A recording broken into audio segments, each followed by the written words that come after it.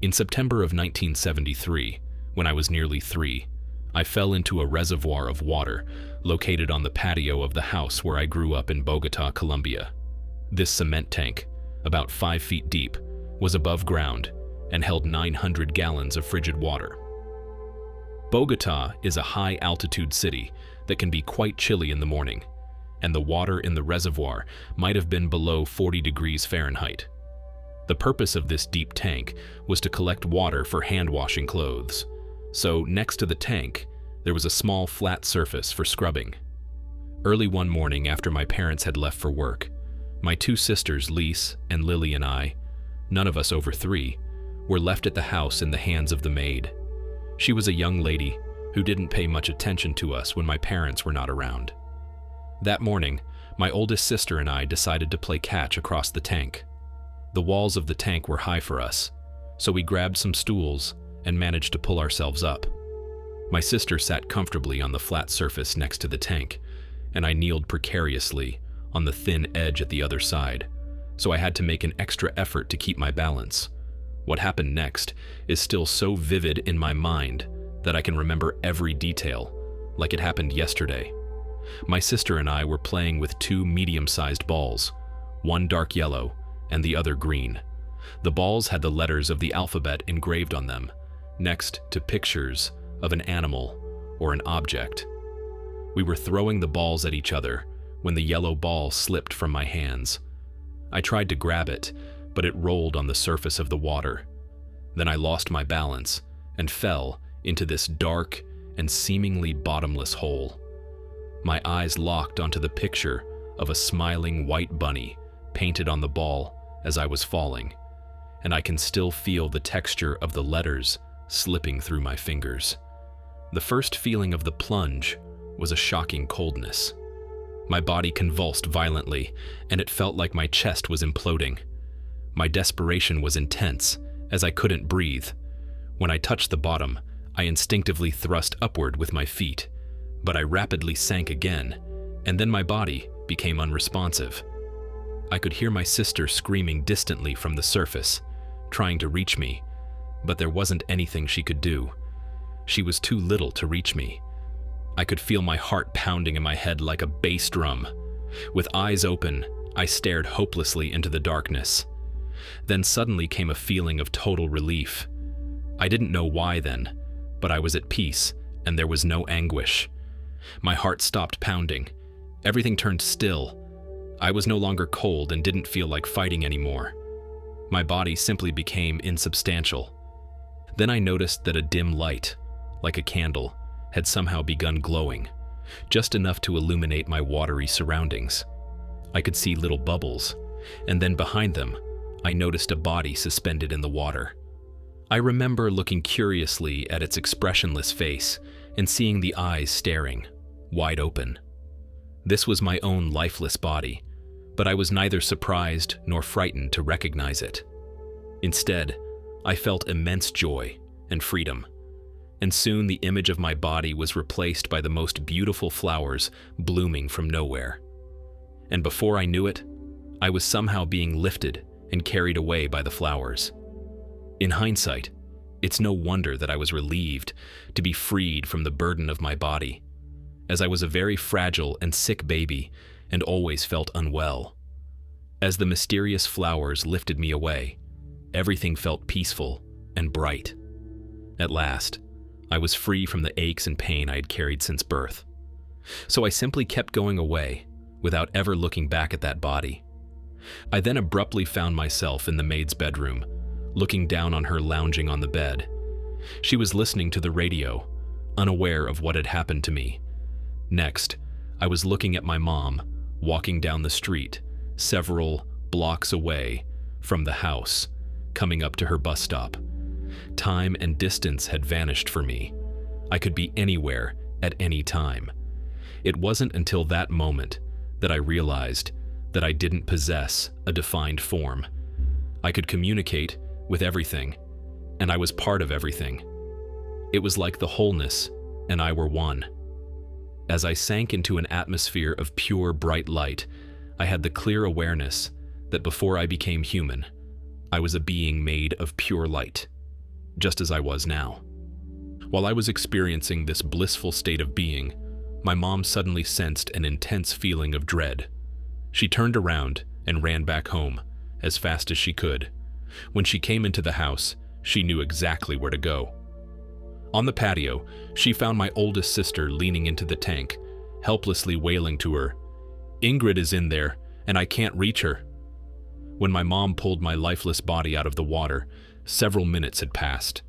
My lips were blue, my body cold, my skin pale, and I had no pulse. She was trained in CPR, so she pushed her fingers into my little chest and blew air into my lungs until I began choking and gurgling. I don't remember feeling anything when she was trying to revive me. By that time, I was far away. Suddenly, I was falling, as if I had jumped from the top of the tallest high-rise in the world, feeling as if I was being sucked back into my body like it was a vacuum.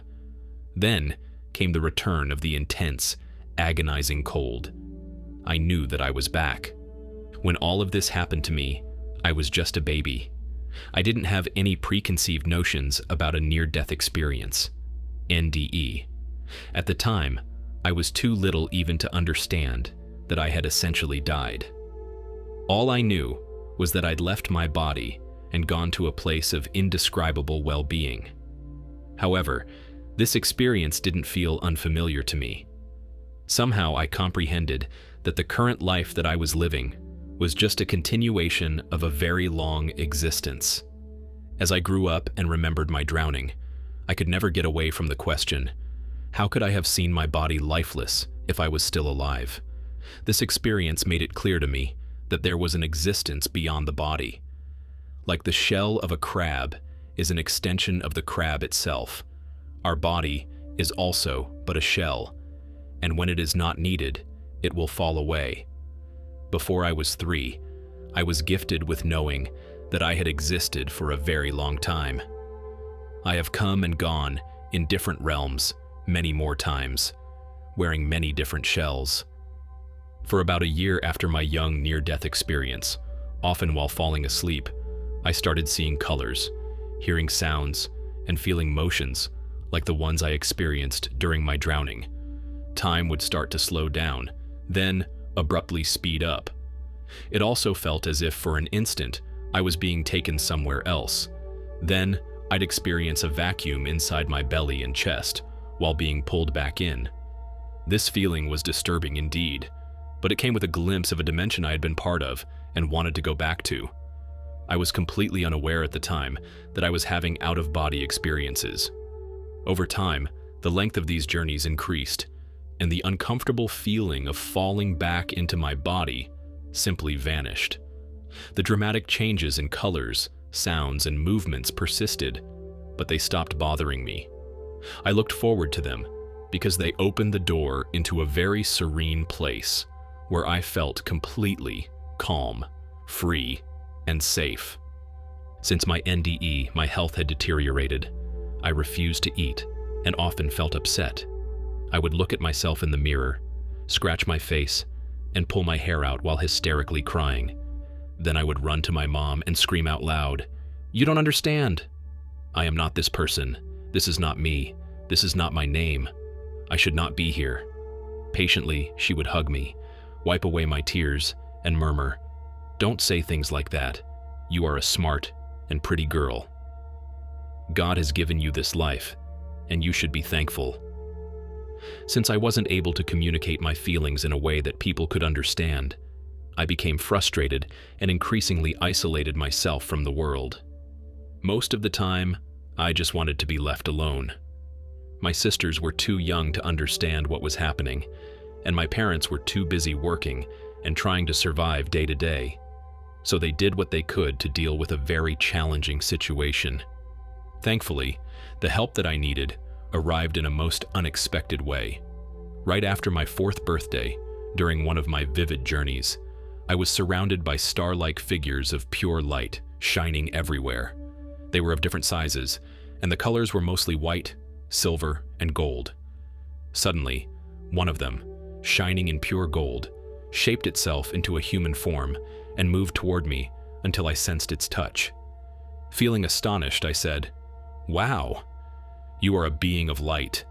And then I snapped awake. Afterward, I kept seeing the lights frequently while sleeping, so I became eager to go to bed.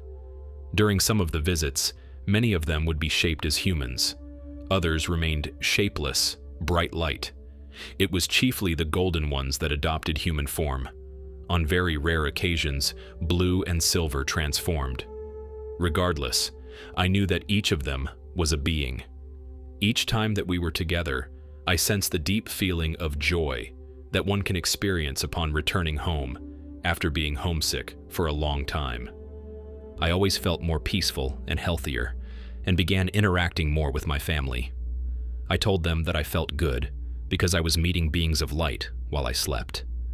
My parents felt relieved because I was sleeping well, feeling better, and having good dreams. For a while, I could only see these beings when I went to bed, but before long, they started to appear anytime, anywhere. The first time I saw one with my eyes open, I stood in the shower, relaxing as the water washed over me. Suddenly, an intense and astonishing blue light flashed on before me, staying for a few seconds before it vanished. Even at 4 years old, I knew it was a being of light. I felt both thrilled and peaceful at the same time. They kept reappearing often, sometimes bringing with them the delightful fragrance of flowers. They didn't say or do anything in particular, but they were so stunning, and I felt so loved in their presence, that nothing more than their presence was needed. I first heard them talk after I threw a big temper tantrum. Since my NDE, I didn't identify with my name, and sometimes I felt bothered about people calling me Ingrid. That particular day, I got very angry at the maid for calling my name repeatedly. I turned to her and said, "Don't you understand? That is not my name." "Okay, so what is your name?" she replied, exasperated. "I don't need one," I answered, then got very mad and walked away, crying. That night as I fell asleep, the bright golden being of light embraced me, and I heard a voice talking in a very loving and clear manner. "It is going to take a while for anyone around you to understand." "Understand what?" I asked, feeling confused and astounded. "Understand that your true self does not need a name. As you are discovering, names are not needed in the realm of the light."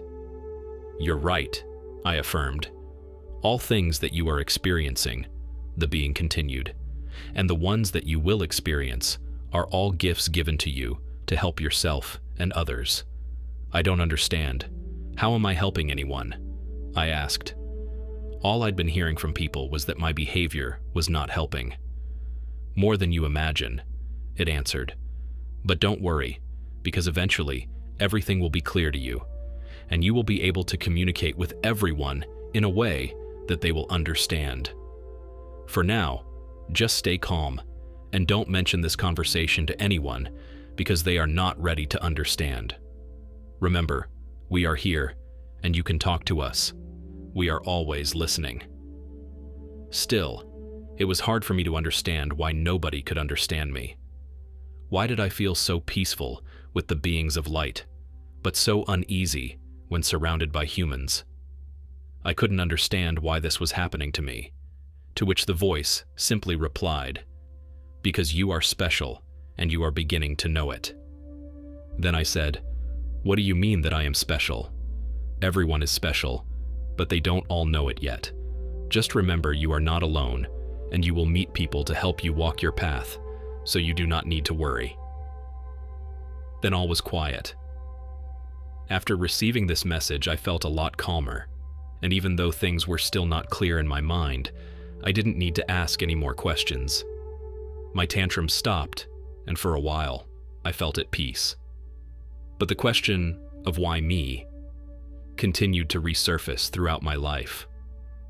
Only when I was a little older could I understand that the beings of light had started to teach me faith and trust. All problems could be resolved if I just allow myself to rest calmly in the caring hands of divine guidance. But I was very resistant, and that resistance would bring a great deal of pain in my life. That does it for this excerpt reading of A Brightly Guided Life. How a Scientist Learned to Hear Her Inner Wisdom from Ingrid H. What did you guys think about her experience? Let me know in the comment section below. If you're interested in reading her book, you can get it from the link in the pinned comment. Until the next video, be blessed.